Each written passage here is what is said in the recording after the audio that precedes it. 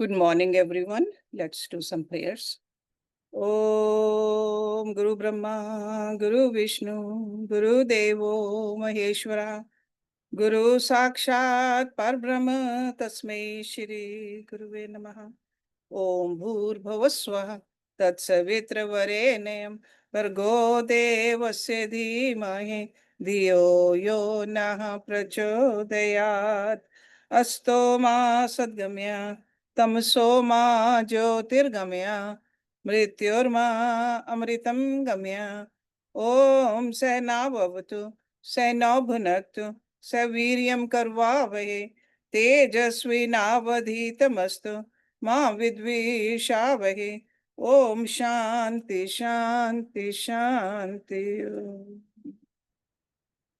Okay, let's open our Brihadaranyaka Upanishad books. At the bottom of page number 82. This is verse number 3 in this section. And this Rishi is saying, Trinihi Atmane Akurut itihi Mana Vacham Pranam Tanehi Atmanehe Akurut.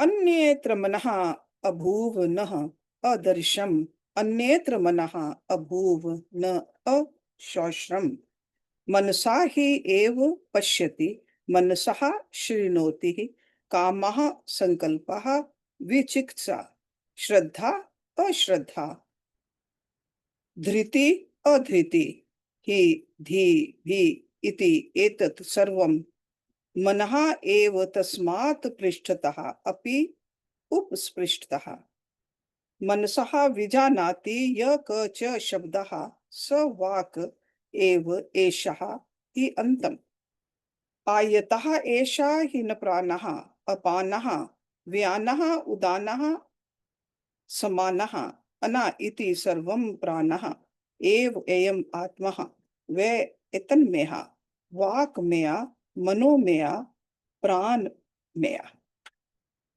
So this was the verse number 3 of this chapter. And the literal translation is, 3 he fixed for himself. So what is himself? That means the Atma. So 3 he fixed for himself means the mind, the organ of speech, and the vital force. Okay. Manaha, Vakaha, and Pranaha. They say my mind was elsewhere, so I did not see. My mind was elsewhere, so I did not hear. For everybody sees and hears through the mind alone. Desire, resolution, doubt, faith, want of faith, patience, impatience, modesty, intelligence, and fear.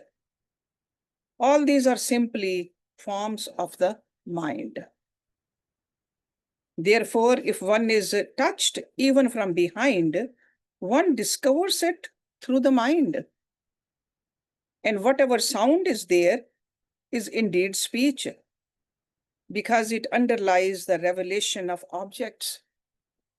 But it is not itself subject to revelation. The pran, apan, vyan, udan, saman, and an, all these are only the vital forces. This body is verily composed of these 3.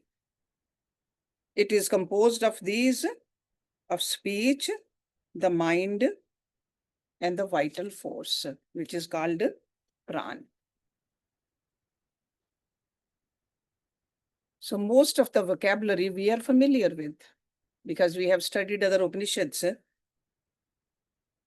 and we know all those various names of the pran according to the functions in our body. Pran, saman, vyan, udan, all of them. So we saw in this verse the three kinds of foods, because he's calling them foods. So three kinds of food which the Creator kept for himself: mind, speech, and vital force, which is Pran. Between the individual and the organs of senses, a connecting link is necessary. If we do not admit the mind, there would occur either perpetual perception or perpetual non-perception. And there will be a perpetual perception when there is a conjunction. So that's what he's saying, that my mind was not there. I did not hear you. So the senses and the objects, they are inert by themselves. And if on the conjunction of these three causes, the effect does not follow, then definitely there's a non-perception. So we have to acknowledge the existence of the internal organ, with the help of whose intervention or non-intervention, perception or non-perception takes place. So it's almost like a middleman there. So the sense knowledge is the product of the connection between the mind and the sense organs. And we are, all of us are very much familiar with it. That's why there's no knowledge of the impressions received through the various sense organs if our mind is not connected. We often say that my mind was somewhere else. That's why I didn't see it. My mind was somewhere else. That's why I didn't hear it. We often use these sentences. So indication of the existence of mind which supports all types of cognitions. And when your mind is wholly absorbed in deep study of something interesting, it could be interesting book, you can't hear even a person who's calling you, because the mind is not there. It is absorbed in that book, or it could be some screen. When you seriously think of a problem, you can neither see, nor hear, nor feel. We all know the senses are present, but they do not receive the attention from the mind at that time. So connection with the mind, with the senses. And if the mind is once for all disconnected from the senses, what will happen? The individual activities will die. Die out of starvation. So to sustain the life in us, this mind is an indispensable factor. That's how important the mind is. Mind underlies all cognitions. Without mind, no form of cognition could have existed. So that's why when we do the yoga sadhana, so much importance is given to the mind. Clean the mind, rest the mind, because no creation could have been possible without the mind. So that's why the Rishi called this mind as the food of the Creator. Because you remember the title of this section is Saptha Anna. So this is one of the food. Through the cosmic mind alone, the creator is able to effect cognition. So we are not talking about only the individual mind. We are talking about the cosmic mind also. The mind, if the mind was absent, no perception, no cognition would have been possible. So that's why this text, this mantra says, with the mind alone one sees, with the mind alone one hears. And in the same way, every possible sense experience takes place with the mind alone. And this is an internal organ. Internal organ in us at the individual level. And this organ is with the cosmic being also. And another beautiful aspect of this mind, he said, the desires, resolution, determination, doubt or uncertainty, faith, absence of faith, steadiness or unsteadiness, modesty, intelligence, fear, etc. All of these are mind alone in different modes of expression and cognition. All of them. And there's one more proof for the existence of the mind as the sole support of all cognition and experiences. Even when the object does not come face to face before you. So in this mantra, he said, when somebody touches you from the back,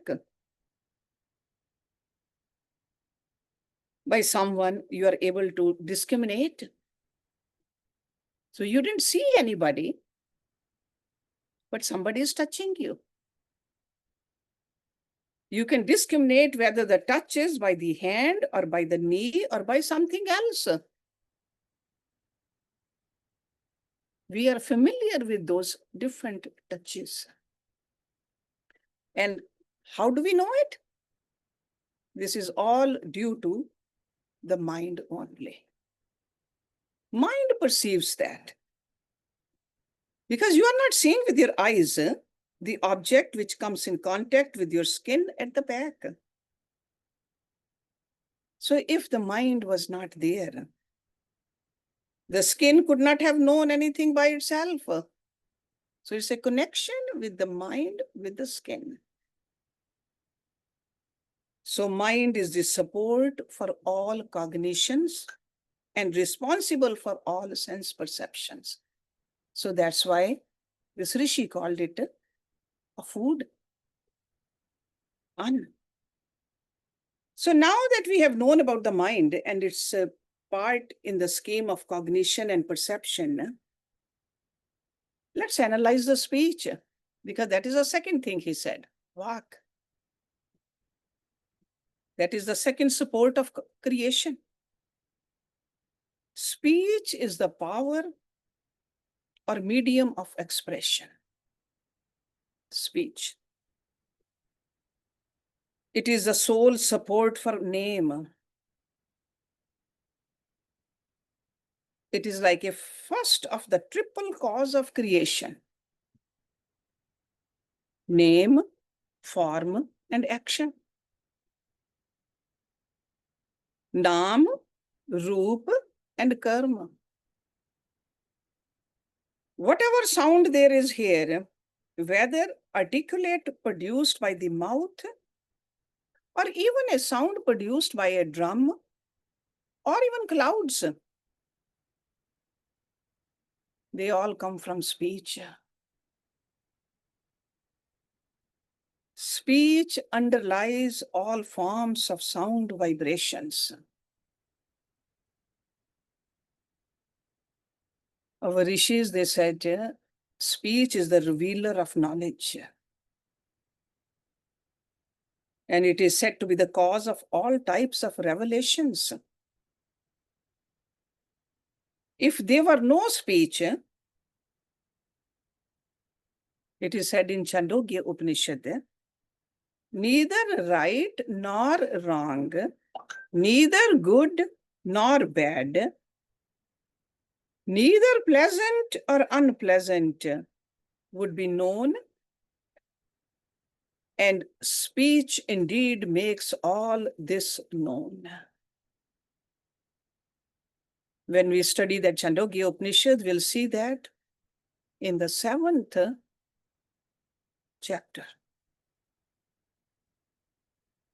First part of the 2nd section.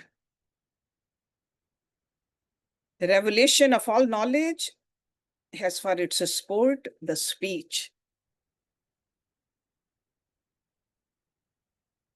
Other religions say the same thing, actually.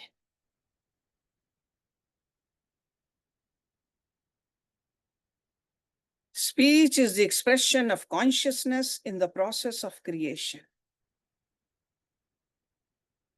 Without speech, creation would be empty. And the life will be meaningless. So the entire order of creation depends upon speech. Even the culture, civilization, they flourish because there's a speech.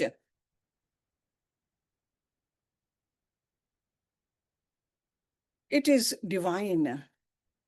It is infinite also. It is not just interjectional. Speech is what is expressed or revealed. Other Upanishads say that. When the sun has set and the moon also does not shine, when the fire blazes no more, what is that which illumines the being? Verily, it is the speech that illumines. We'll see this in this Upanishad in the future verses. It is a beautiful description about speech which is given, which makes this mantra very clear. And again, the Yajnavalkya says to Janak, verily, by speech, your majesty, a friend is recognized. By speech alone, your majesty, the Rigved, the Yajurved, the Samved, the hymns of the Atharvaved, Itihas, Purans, sciences, Upanishads, verses, aphorisms, explanations, commentaries, what is offered in sacrifices, oblations, food and drink, this world and the other and all beings are known. And we can all relate to that. Because speech is the only medium for the expression of thought. And that's why in our daily havans also, we promise to God that we will speak sweetly, honestly, faithfully, purposefully. Because that's how important the speech is. We will not waste it in useless gossips or useless talks.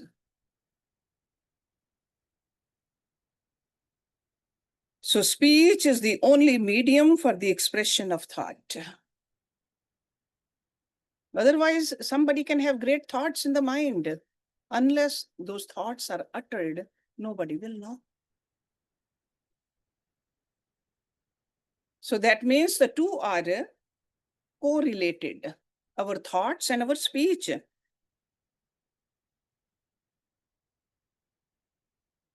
No form of knowledge can be comprehended without the medium of speech. And if you go deep, into the mystic nature of speech,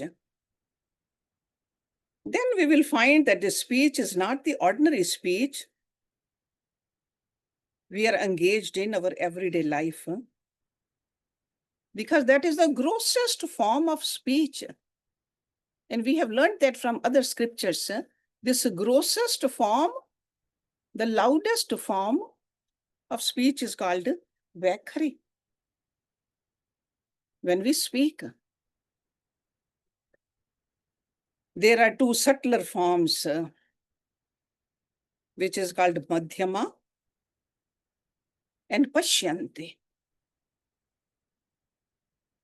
That's how our rishis dissected this speech for us.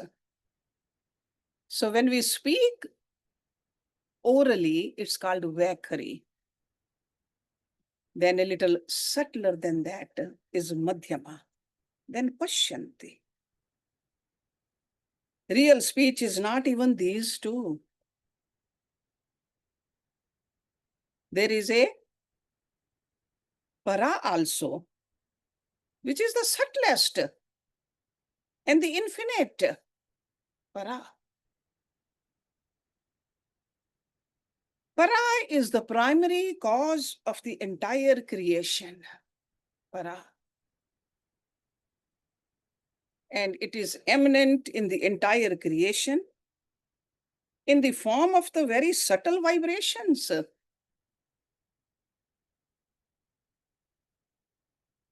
which is the essence of the sum total of which is the mystic syllable Om, the Pranav. That's why yogi gurus, they say, this Om Dhvani is going on in the entire universe all the time. That is Para. That's why when we do even our Hatha Yoga, we don't want the Vakhari from outside to disturb us. No music from outside. We want to get connected with this Para, which is going on all the time in the entire universe. Para. Om, or the Pranav. The Pranav is the main principle of sound or speech. The entire wealth of speech is the eminence of Pranav, which has expressed itself in the form of a perceptible creation. And this Pranav is the heart for the space-time factor, but still it's a transcendent. And this is what this Upanishad means by the term Vak, which is translated as a speech. We will see that in the future verses. This Rishi says, speech is indeed the supreme being. So then the speech sports the entire show of the cosmos in the form of this expressed and revealed universe of umpteen names, countless names, and countless forms also. But itself remains unrevealed. It is not subjected to revelation by another.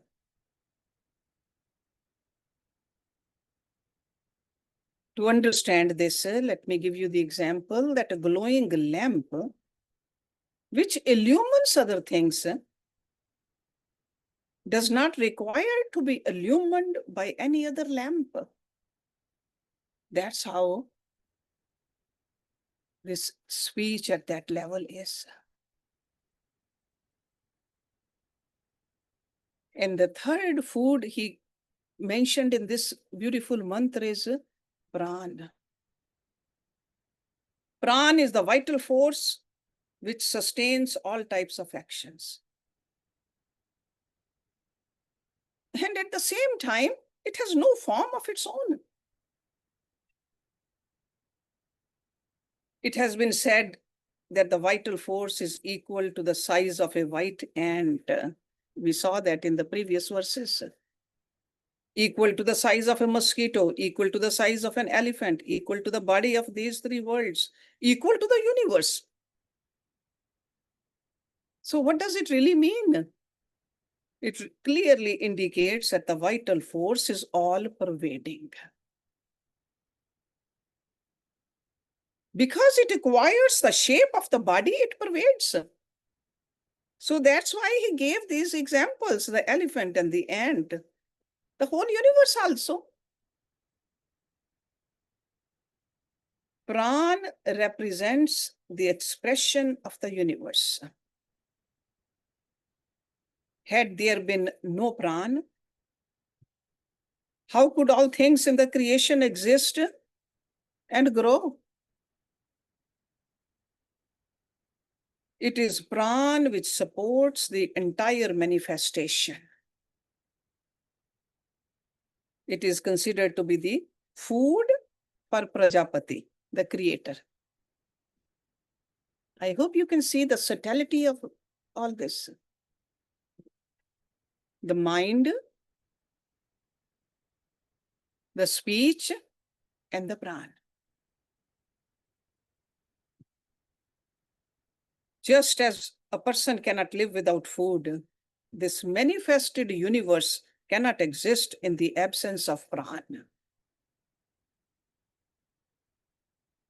We have seen beautifully explained in other Upanishads also, when there was a little quarrel between the senses and the pran, who's the greatest. They decided that one at a time, the sense will leave. And we will see that without which a being cannot exist. So the eyesight left, a person was still living. Hearing left, person was still living.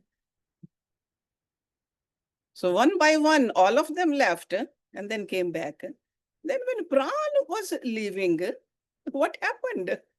They all said, hold on. We cannot live without you. And you are the greatest. They all agreed. So we cannot live without this food.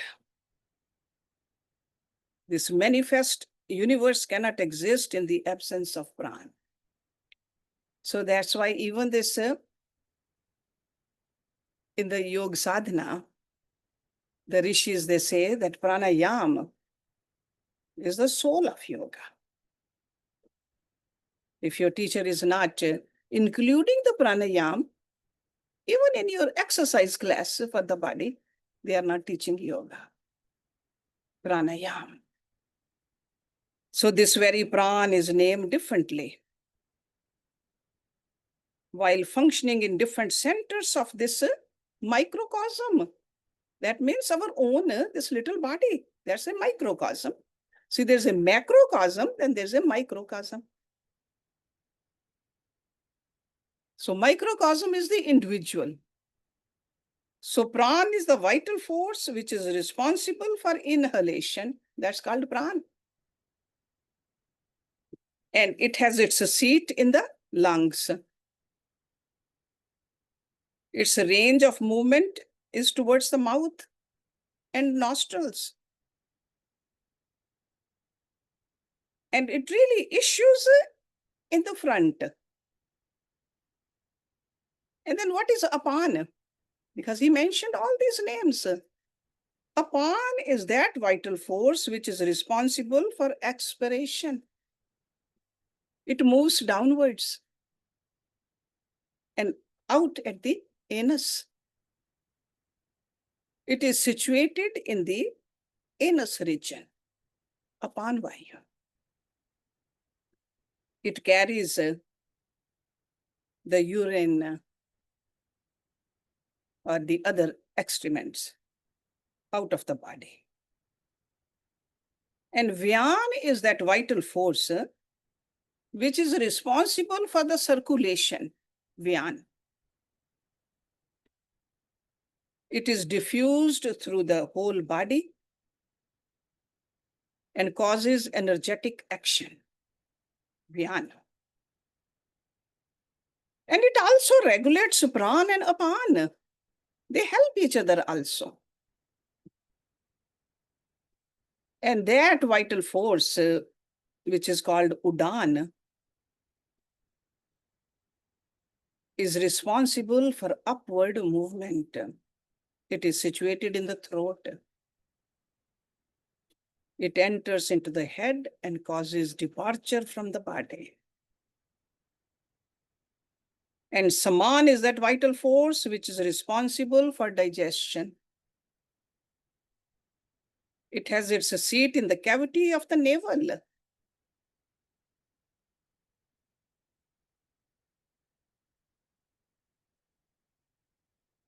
And then there's another term, he said, Anna. That is a general form of these functions. See, like a Saman, Udan. So there is a Anna at the end of all of these prans. So it is responsible for all activities of the body. It is united with the common efforts of the body. So this is the analysis of the pran in its microcosmic aspect.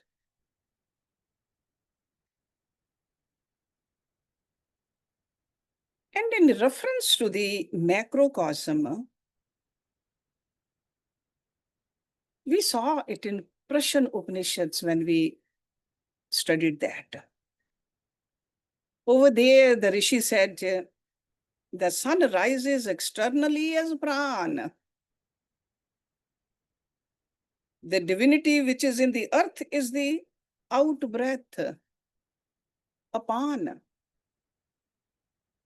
That which is between the sun and the earth, that is the equalizing breath. He called it a saman. The wind is the diffused breath, vyan. The luminosity is the up breath, udan. So all the activities in the macrocosmic plane also, these rishis have explained. Because there's a very popular saying, yatha pinde, tatha brahmande. So whatever is in this microcosm, the same thing is happening in the macrocosm. In fact, all those southern and the northern plates, which are outside, they are inside also.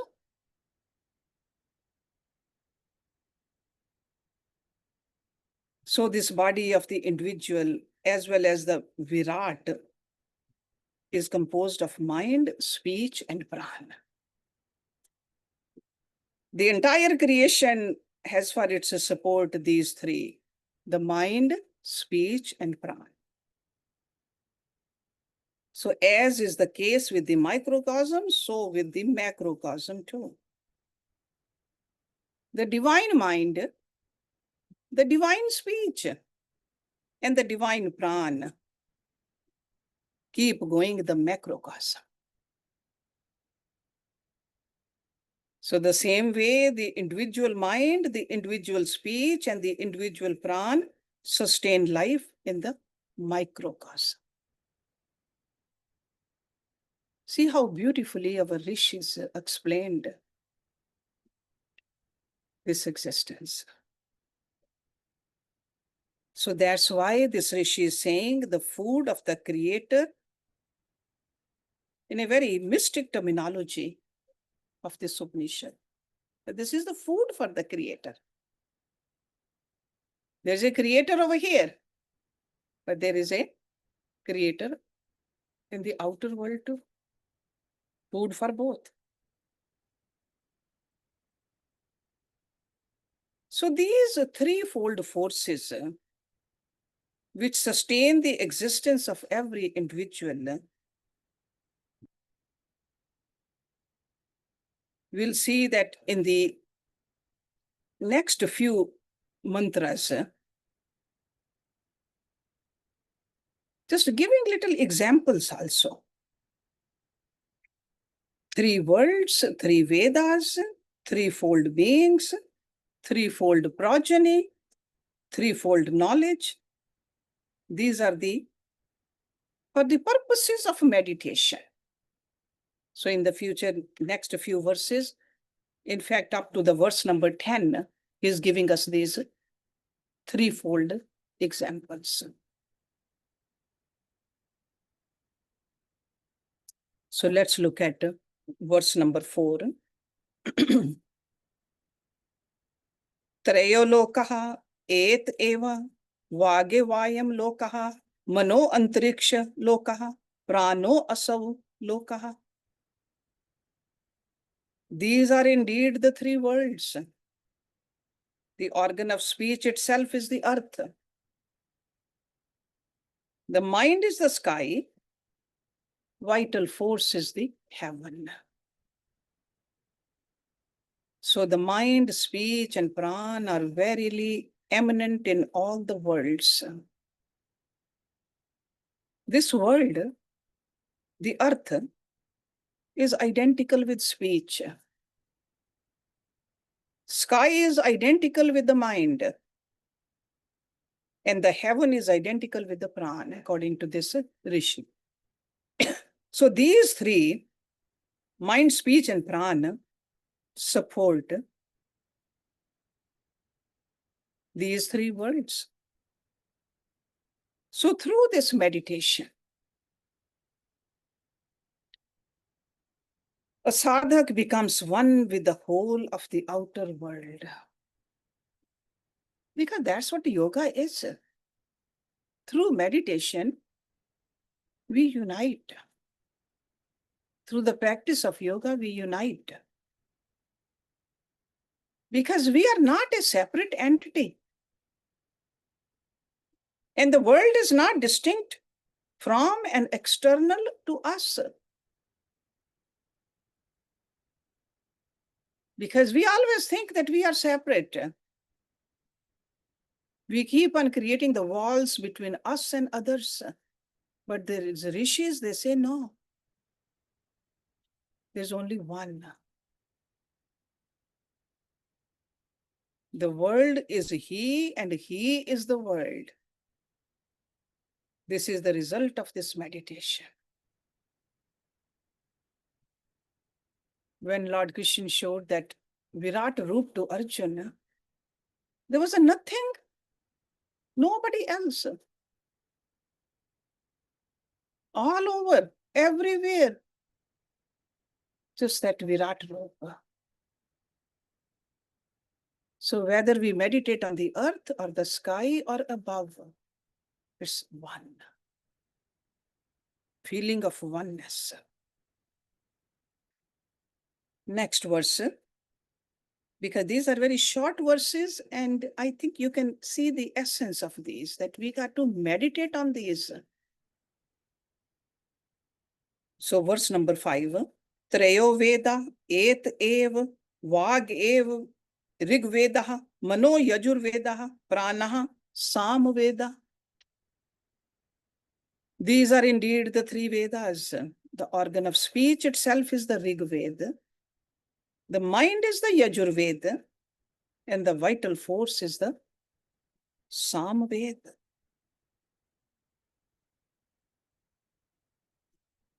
So we can see that even these Veda, see Sam Veda, there are a lot of mantras in there, very complicated mantras.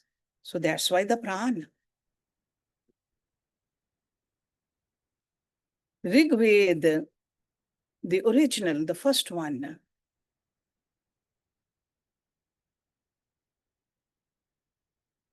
The creation is mentioned there beautifully. That how beautiful this created universe is.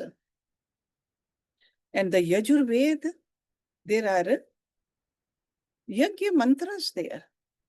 Where did they come from? They are connected with the mind. So that's why he says the organ of speech itself is the Rig Veda. The mind is the Yajur and the vital force is the Sam Veda.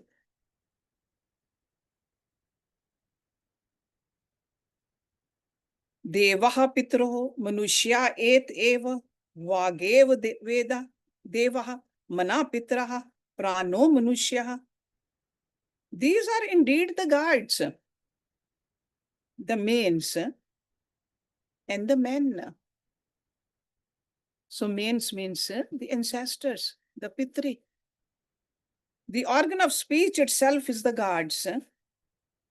The mind is the mains, and the vital force is men. So these are verily the gods. That's why we say they are devtas. Matri Dev, Pitri Dev, Guru Dev. Speech indeed is the gods, mind the mains, and the pran the men. Let's look at one more verse.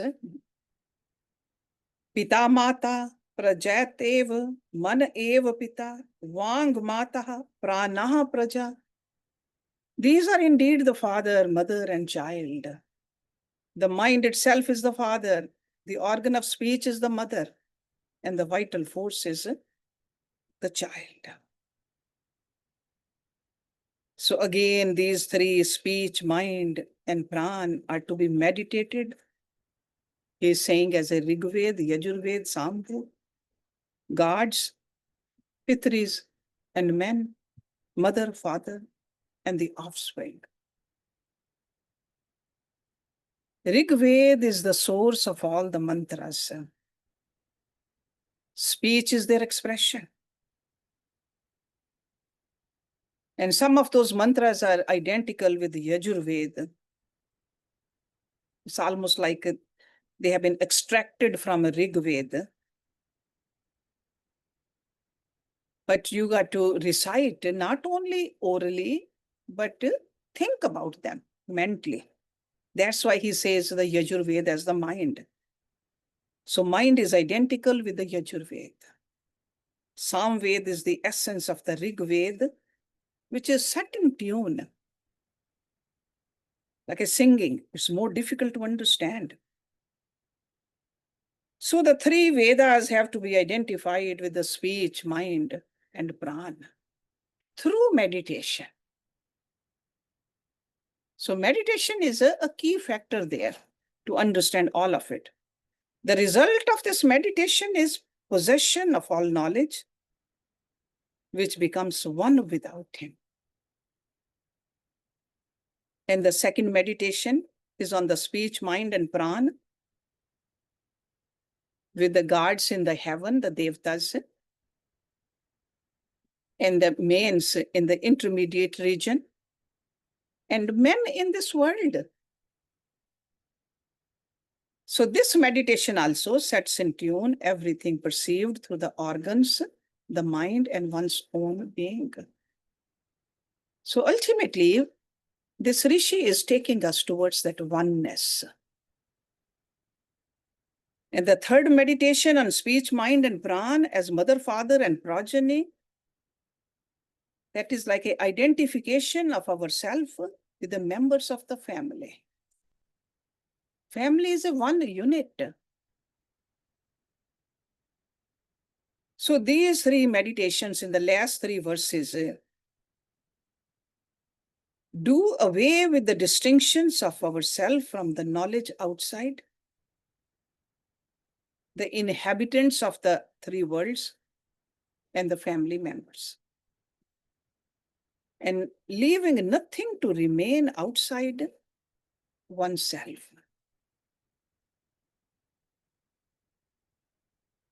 So the existence of the subject to the exclusion of the object.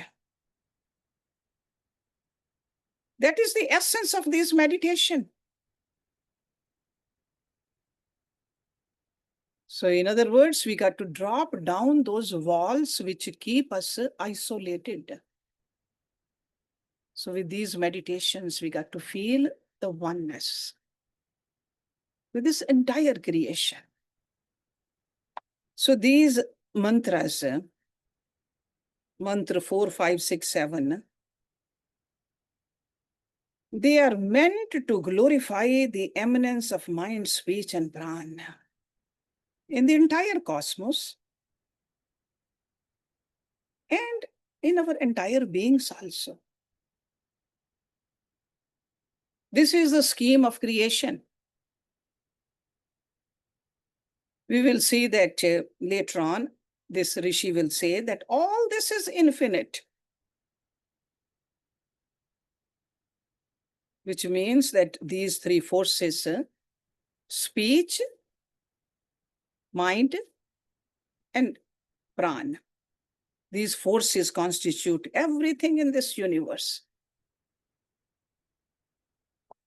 See what a powerful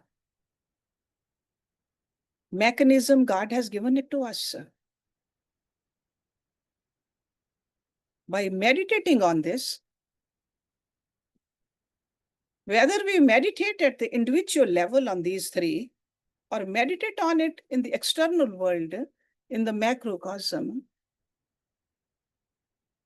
how we can get rid of the fear, the doubts, the isolation, the worries, the stress. Great power God has given it to us. So that's why this Rishi keeps on telling us to meditate and meditate. Do not waste these energies. These are God-given gifts. Power to speak, power to think, the power of this vital force. Use it properly for the ultimate goal.